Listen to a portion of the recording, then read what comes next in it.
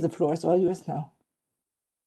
Thank you so much, Katrin. And it's been such a pleasure to meet you. And the German school in Silicon Valley obviously holds a special place in my heart since I lived in Silicon Valley for so many years, and also being a German native, I was really delighted that we met and that you invited me. And so thanks for that kind introduction. And it's been an incredible journey working with many people in education from around the world, mostly learning from them in terms of how teaching and learning is changing. And we, from our perspective at Microsoft, we very much look at it as, what is the supporting role we can play in this? And what is the role that technology can play to support teachers, educators, students, system leaders all around the world to move forward and help them in the best possible way. So it's very much the, if I compare it to the Oscars, the actor in a supporting role. That's sort of how we would look at our role in education. And what I've done for today, I've put a couple of slides together that were also based on a recent talk I gave at BET, and happy to talk you through that. I think it's probably going to take only about a half hour, so it has a couple of different elements of our research in. It also has a couple of different examples, sort of from all around the world.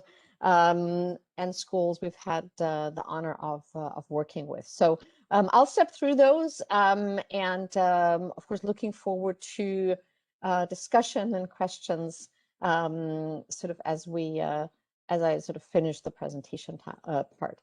Let me see if I can get these slides to project. Let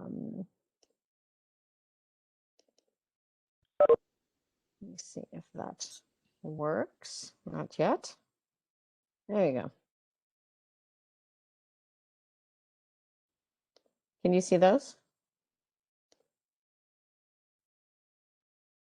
Yep. All right. Okay. First of all, really honored to be here today. And as all of you have lived through the last year, and Katrin joined right at the beginning of the pandemic, has just been an incredible year of ambiguity and change and complexity, and where everybody involved in education, be it the students, the parents, the teachers, had to adjust to just completely new ways of interacting with each other, learning, and some of that complexity and ambiguity continues as everybody thinks through what's the right balance between hybrid learning, being able to come fully back into the classroom. And but through all of this, it's just been incredibly inspiring to see how especially teachers have embraced this new reality and the incredible work that educators and teachers have done, most importantly, to keep the students engaged in learning. And what I'd like to share today with you is sort of what have we learned from 2020. And our learning is basically a combination of all the teachers and educators we've had the pleasure of working with throughout the year, and we've just learned tremendously from everyone involved. When COVID-19 hit about a year ago, it basically caused the convergence of three crises that we're still living through. And education kind of sits at the intersection of all of them. If you think about the public health crisis has an implication on education. In parts of the world, it's also a humanitarian crisis where there's thousands and millions of students who've completely been forced out of their educational journey. And it's also an economic crisis, and an economic crisis has impact on the educational opportunities that students have.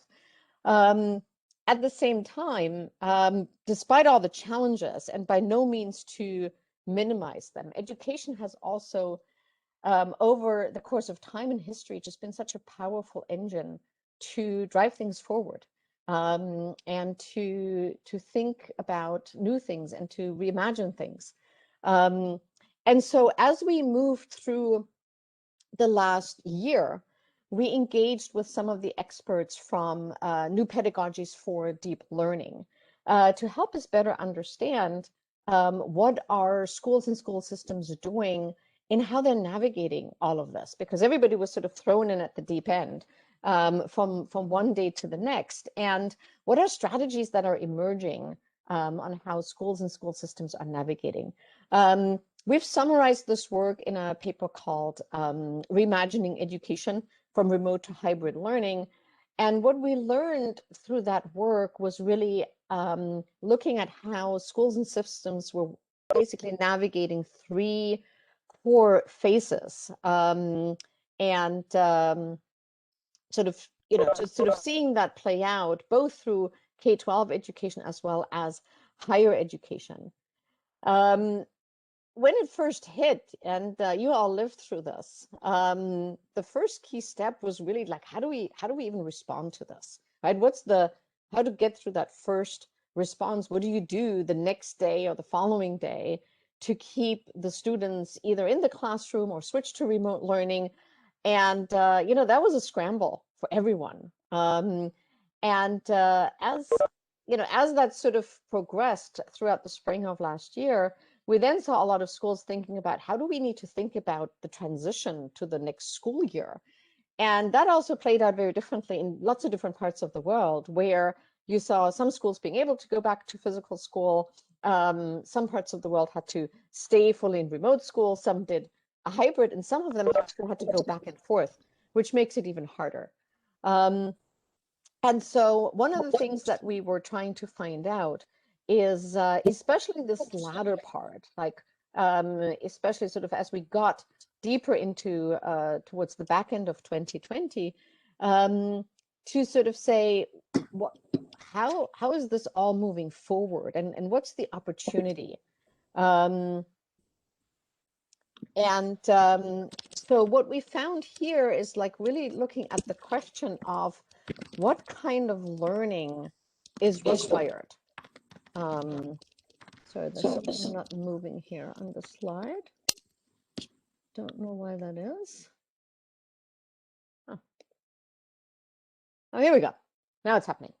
It was just a little slow here, my computer. I'm gonna move this. So we kind of asked a couple of different questions as we got more into the fall of 2020 in terms of, what kind of skills do students need? What kind of learning actually is needed in the future, and a future that holds a lot of complexity? How do we ensure equity of learning? How do we also ensure student well-being, which is another key topic that has emerged, especially throughout 2020? And what are some of the things that we've actually learned from remote learning that could be carried forward? And how could technology best support any new learning approaches as we move forward? And what we did there was, again, we tried to listen to a lot of the people who are actually living and breathing this every day. And so we partnered with YouGov in a survey where we talked to about 1,500 teachers and 1,500 students across the UK, the US, and India. So, of course, take the findings in that context, that we fully understand that there's a lot of nuances around the world, and a lot of geographies that are not covered in this. But one of the key things that we wanted to do as part of this, which is why we were so keen to include the students, because often in surveys and things like that, the voice of the students actually don't get heard, and they're impacted by this more than anybody. So we were really excited to be able to do that. And what we found throughout the survey was really the importance of driving a very holistic approach. And that's why I said at the beginning, we see our role very much as sort of, supporting pedagogy and supporting education. And what we found as part of the survey was to say, as we're thinking about the future and what's ahead, for us, there were really 5 elements that came through as critical factors. And those were the notions of being student-centered, being focused on their skills. Social learning came up again and to the forefront much more than we had seen it in the past. The importance of a safe and secure learning environment, as well as looking at how can we make these approaches scalable, because we've seen countries or entire countries moving to remote learning platforms within a few days, bringing millions of students onto it. So how can we help drive that sort of scalability? So as we look, at each one of those, and again, student-centered approaches are also not new, but they're one way to help the students with cognition, address motivation, and help them develop the skills that they need to, more than anything, navigate change. One of the studies that Katrin mentioned earlier that we did about 2 years ago, which was called the Class of 2030 and Life Ready Learning, we found that 70% of the students believed that they can achieve more when they're supported by teachers who can really understand them at that individual level. And I'm sure you see that in your work every day. In our latest survey, the teachers shared with us that the critical aspects that they saw in supporting the students was, especially in remote learning, to understand much better what actually motivates the individual student. What kind of complexities are they facing more broadly? And what emotional state are they in? Depending on their individual situation at home, how their family was impacted by the pandemic, etc. And so the more the teachers, and you know this from your work every day, sort of know about the students more holistically, the better and the easier it is to support them as individuals. And what was really interesting when we asked the students to say, what actually is it that matters most for the students? It was really interesting to see, and obviously these were students 13 years of age and up, that they really appreciated and were longing for those in-person experiences with the teachers, with their classmates, that sort of active learning that comes from that interaction with the other people. The personal connection to the teachers is something that they were really longing for. And the importance of that motivation to keep going. 2020 was so hard, and to really find that motivation in themselves to keep going. And if I just put my other hat in my life on as a mother of a 6th grader, it was hard, even with the 6th grader, to keep him motivated and keep him going. So again, hats off to all of you on how you keep students motivated every day. And all of these things are really at the heart of the concept of personalized learning. And the students really played back on how they really appreciate control over time, place, and pace of learning. And that was something that really helped them. We also looked at, remote learning has been super challenging for everyone, and there's no doubt about that. At the same time, we also asked the students, what were some things that actually worked well for them? And again, consider the age range of the students involved. And what was played back was that they really appreciated the flexibility of the schedule, that they had to spend less time sort of going back and commuting to and from school, and especially in the Bay Area, that can be particularly challenging. And the ability to actually work at their own pace and take more ownership with that of their learning, as well as really being supported by their family members in their learning. And of course, as parents, we were all thrown in a bit at the deep end as well, because we all found ourselves all of a sudden in the situation of being sort of assistant teacher that actually none of us are trained for, technology troubleshooters, and general cheerleaders. And at the same time, what came back from the students was that they really appreciated that engagement from the family. From the teacher's perspective, what we heard was that they appreciated some benefits of remote learning. At the same time, when we did the survey, which was sort of at the back end of 2020, they still felt very cautious about what the future would hold, but somewhat hopeful that some of the learnings from 2020, and as chaotic and challenging as it might have been, that there's some good learnings that could be taken forward. The other aspect we looked at was the notion of being skills focused. And, even before 2020, there was a lot of conversation and shift towards that concept of future ready skills, including higher level cognitive skills, STEM skills, social emotional skills. And in 2020, all of that sort of future happened without much warning at a much different pace than was probably anticipated. There was a really interesting study that was done by McKinsey, also at the back end of last year, that looked at what are actually the skills that employers are looking for. And what was really interesting was that, that was a sort of similar mix of skills between higher level cognitive skills, social emotional skills, technical skills that overlap very much with the STEM skills.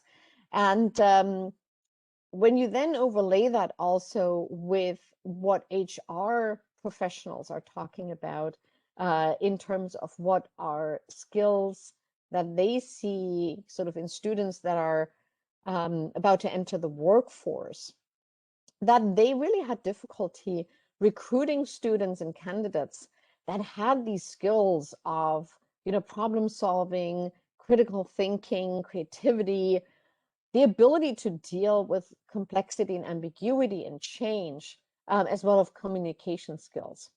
And then as we dug deeper into the data from our recent survey, we also looked at what are some of the skills that have really helped the students navigate through this last year. And what was really consistent between the teachers and the students was the ability to work independently, attention control, and how they can navigate technology. And so there were some really interesting sort of synergies between what are people that are looking to hire, what's needed in the workforce, what are HR professionals seeing in terms of the skills that are lacking in candidates at the moment, and the sort of very similar skills that actually helped students navigate during the pandemic. So as much as they were thrown in at the deep end, some of the skills that they had to learn, probably at a much accelerated pace than before, are actually skills that they're going to need in the future as well. One of my favorite topics is social learning and social emotional learning. And as we all know, social learning is just in general a fundamentally social experience that we all learn more when we collaborate with each other, when we work with others.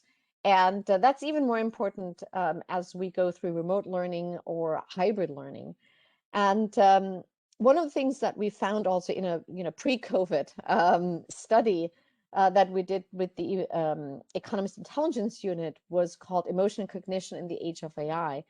And one of the things we found there was that social emotional learning is in very high demand, at the same time in super short supply, because we found that about 65% of the teachers said that they didn't have the time or the resources to prioritize that. And so what we learned from 2020 is that this demand for social emotional learning was even further accelerated as students were sort of struggling to navigate remote and hybrid learning. And what students said they missed the most in the remote environment, which is of course no surprise to anybody in this virtual room, is the social interaction with classmates, with their friends, with the teachers, including like these, sort of what we call the social collisions that happen when people just sort of bump into each other and talk about something and interact in a very different sort of unstructured way, as well as the classroom energy And as challenging as it can be to have 20 or 30 kids in a classroom, there's a lot of positive energy that comes from that. And the connection that gets built with the teachers. And that's just a lot harder in a remote setting when also, teachers are incredibly trained at picking up body language and those small hints and cues of where a student is. And that's disproportionately harder in a remote setting. When we then ask the teachers about how they're looking at social emotional learning, it was really interesting and also encouraging to see that there was a real jump in how it's being prioritized. And where in a pre-pandemic or in a 2020 setting, we saw about 47% of the teachers saying it's a real priority, and they expect that to be a bigger priority as we move through 21 and beyond. At the same time, the social learning is so important, and there's so many different ways of doing that. So I'm just going to share just a couple of different examples of what we've learned, sort of which tools have proven or shown to be helpful for teachers, where they've just tried in the classroom. So there's a fun tool called Flipgrid, where we've seen students take up sort of very happily, because it gives them another way to express themselves. And rather than writing something or typing something, just the ability to do a video and share it with others and have others share their videos about a similar topic, just again drives that sense of community. And it's also a continuous learning, because you look at the video of the others and look at what they've talked about. So we've seen that as a sort of fun way for students to share things and be engaged with each other in a different format.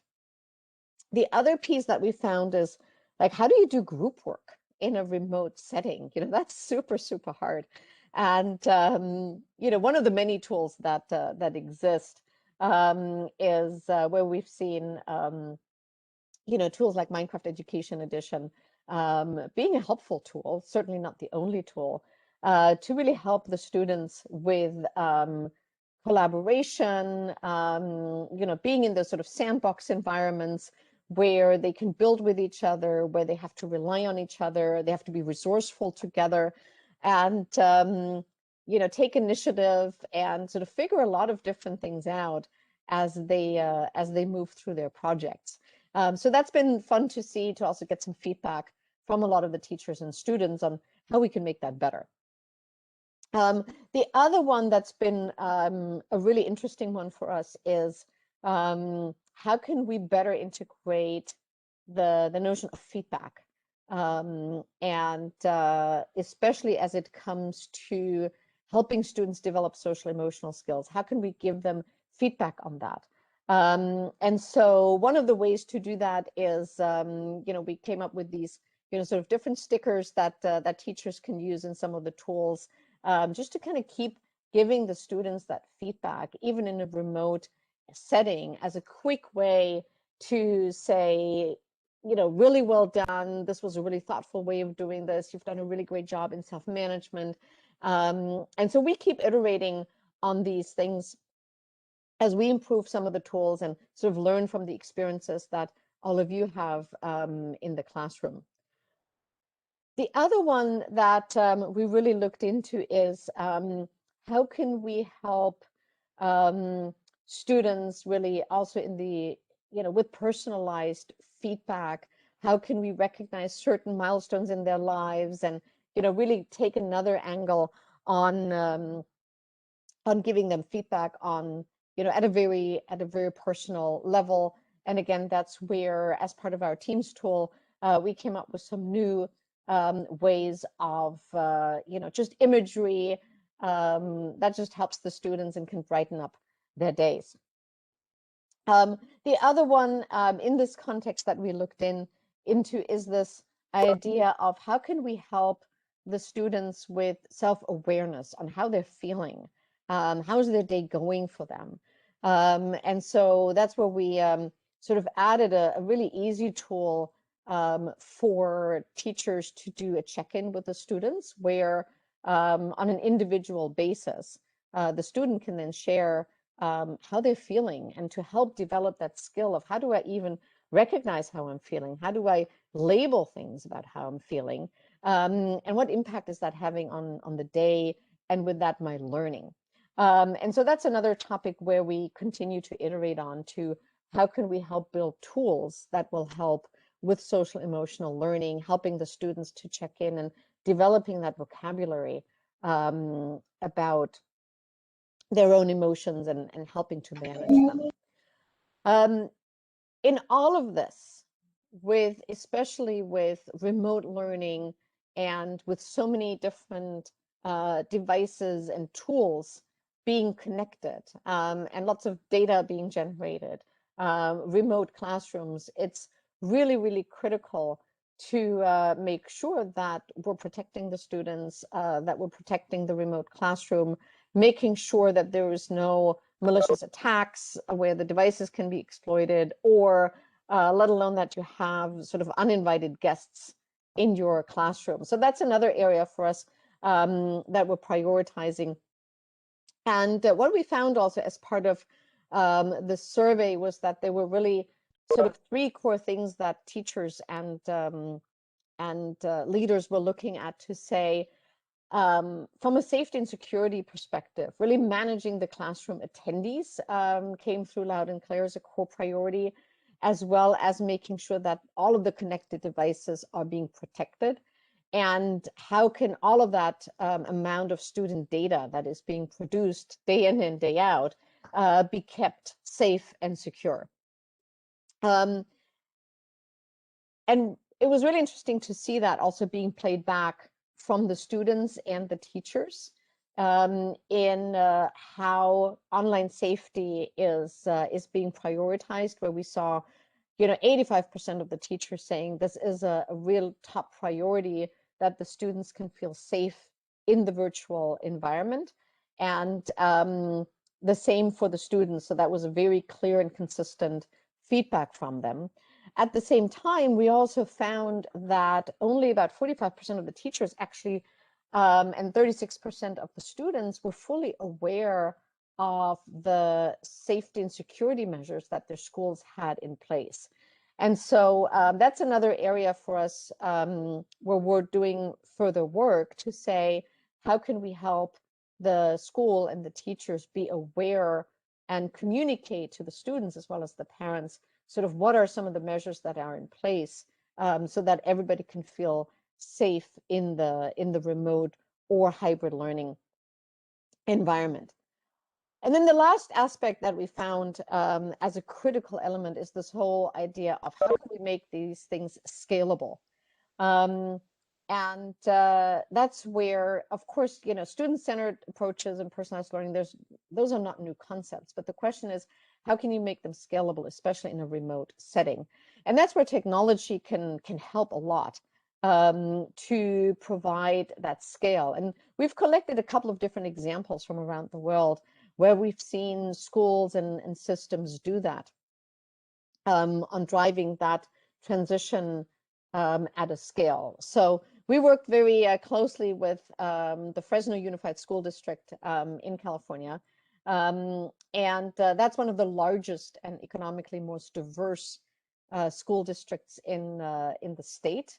And we've been on a journey with them on an initiative called the Personalized Learning Initiative.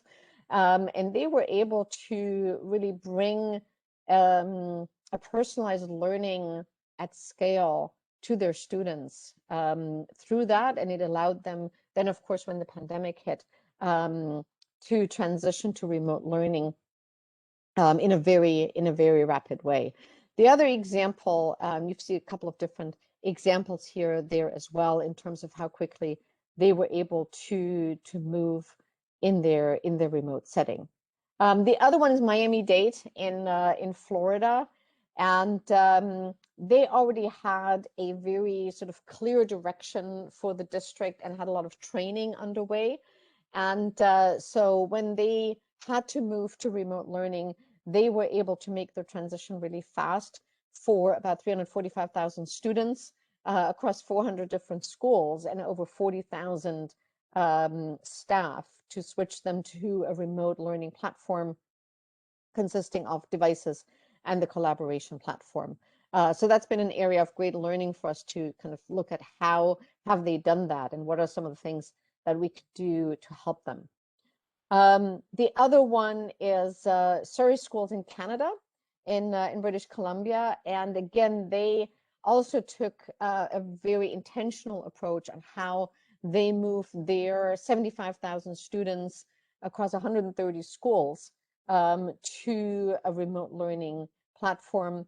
And they also had this concept of digital coaches, where they had some of the teachers who sort of, had a real appetite for the tools and learning the tools to then help the other teachers ramp up really fast. And so there's lots of examples from all around the world where big districts and countries have done a very fast transition to sort of show how it is possible to deliver on some of these, core elements, but do it in a way that really centers on the students and takes the approach of secure and safe learning environments into consideration.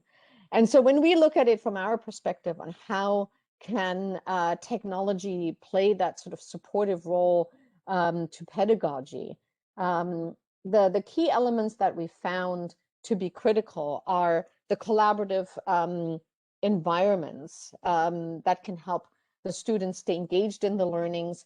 How can we provide the schools and the teachers the right analytical tools so that we can help the teachers understand where the students are in their learning journey, where are some of the students struggling, and how can we provide some immersive learning experiences, be it Minecraft, be it Flipgrid. There's many others out there to give the teachers and the students more choice in how different tools are being applied, especially for tackling complex projects. And so, as I sort of wrap up this part, what we've really learned in 2020, and again, huge kudos to everyone on this call and what everybody navigated all around the world, is that things can change just without a notice. And that's where through this year, we've really looked at, the importance of that personal connection between the students as well as between the students and the teachers. How can we integrate technology so that it can support the teachers and that it can support the students? And really the critical role that the teacher plays in the learning of the student.